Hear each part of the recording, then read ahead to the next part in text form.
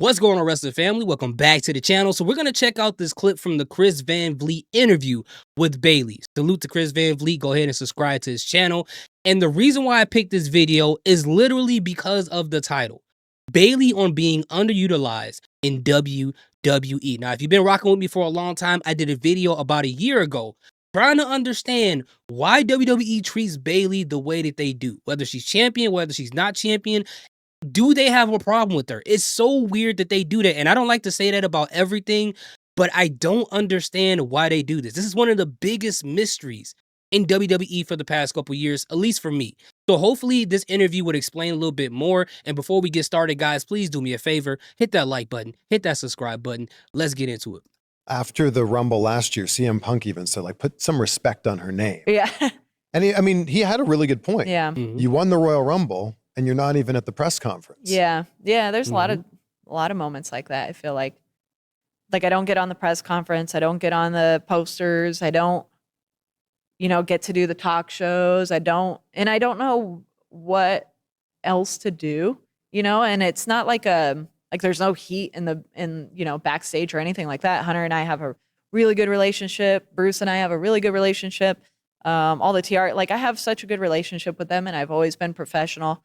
Even when I've gone to other shows to support my friends, we've had those conversations of the do's and the don'ts, and that was a little too much, or we've had those conversations. So I think we're at a real respect level. And Hunter's has gone on press conference being like, Bayley's this, Bayley's this, Bayley's this. She's everything that you could possibly want out of a superstar, which I appreciate. But it's all right, well, what do I need to do to get me there? But that's the thing. She got a point. It's cool, and I rock with Triple H, but it's cool that you go around and tell people she's everything you need in a superstar. She's amazing and things like that. You gotta show it, bro. You gotta treat her the way that you're talking about her in her interviews. If you think she's that big of a superstar, why not put her in position to showcase that? And that's the part that just blew me. That's the part that blew me, because when she won that Royal Rumble, that same poster for that Royal Rumble that she won, there's 30 plus, maybe 50 people on the poster. She wasn't even on that poster. And then she won, and as she said, she wasn't even on the press conference afterwards. Makes no sense. And then what made matters worse is when she went to WrestleMania and beat Io Sky for that title, for that Women's SmackDown Championship, right? And obviously it's the Women's Championship, but she won that title. And then on the SmackDowns and the PLEs following it, she wasn't on any posters. Now, if you're not on the PLE poster, that's cool. Everybody can't be on all the posters, right? But if you're the champion for SmackDown, the top champion for women on SmackDown, and you can't even get on the poster for the weekly television show, bro, that is crazy. That's crazy. There are people who ended up on posters for brands they weren't even on. And your champion can't even get on a SmackDown poster? So then when you see moments like that, it makes you wonder, what exactly do they have against Bayley? Like she said, if this is true, she doesn't have any backstage heat. When's the last time we seen Bayley on the news about getting arrested for anything? And this is not to talk down to other wrestlers, but there are other wrestlers who've gotten arrested. They got video cameras of them getting arrested. So many other things, whether guilty or not. And they get a bigger push than she does when they're not champion than when she does when she is champion. I don't understand it, bro. Now, I'm not going to sit here and pretend like I'm the hugest Bayley fan. I am a fan of hers, but I'm not going to act like I'm the biggest fan.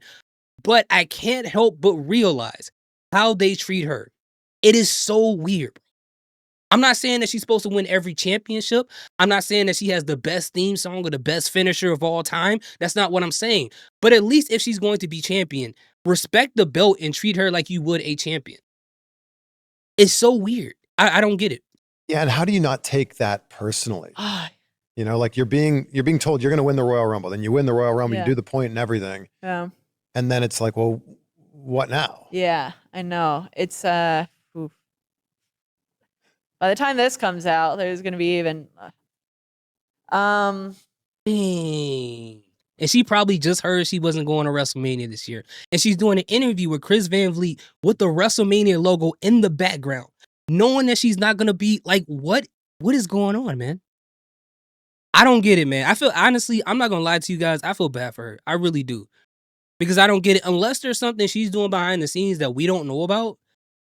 If that comes out, then I'll be like, all right, I get it. But for right now, usually if people do some crazy stuff backstage, you will at least hear rumors or see something that gives you evidence to support that this person is like messing up things in the locker room. We don't hear nothing about Bayley. And she loses a lot, and just takes it on the chin. It's crazy. Wait, what does that mean? It's hard. It's hard. It's like sometimes I think it's my that's what keeps me here is because I don't go freaking kick the door down and be like, I'm not doing that. Why would I do that?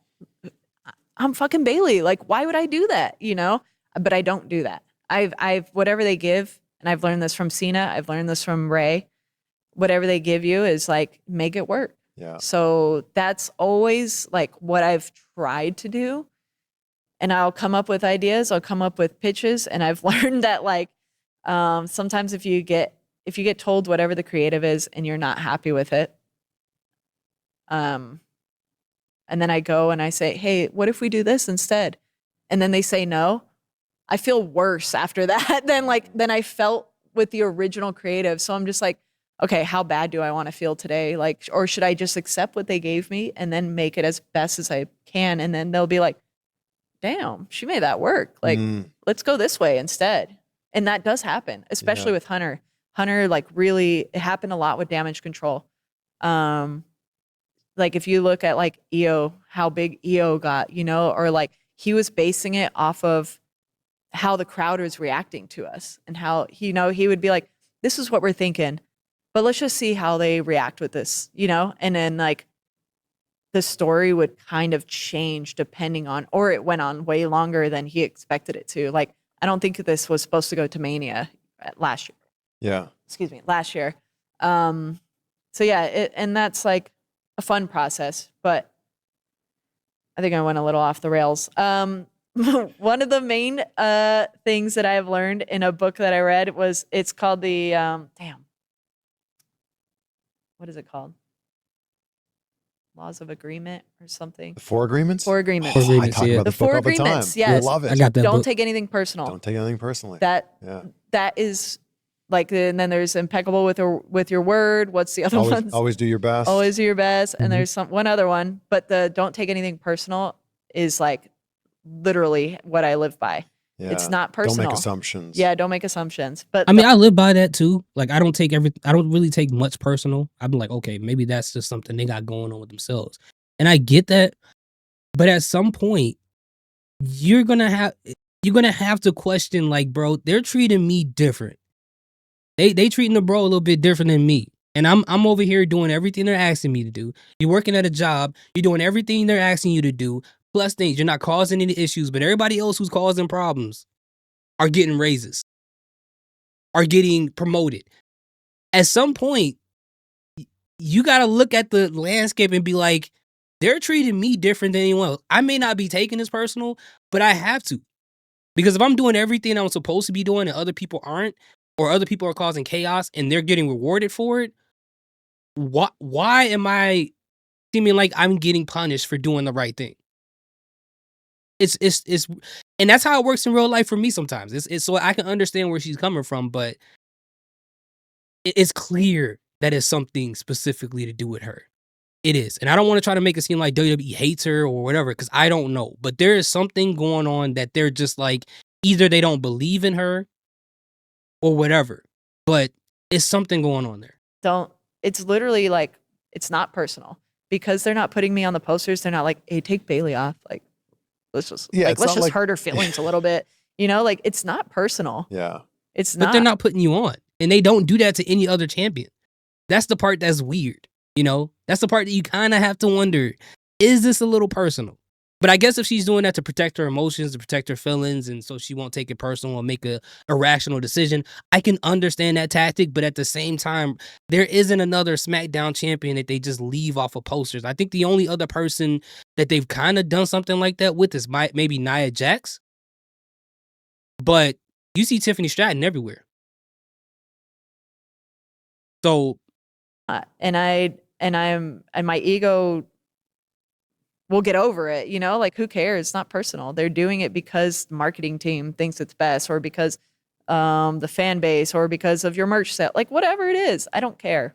Your Yeah, it doesn't champion should be change. on the There's so poster. much more to life that I've been learning this in the last couple of years. There's so much more to life, and life is so freaking short that I don't want to spend my time, especially my last few years here, like being upset or being like, man, I wish I was on the poster. I wish I had more TV time, or I wish I did this. Yeah. It's like, I'm going to look back and be like, dude, this is the coolest freaking thing ever.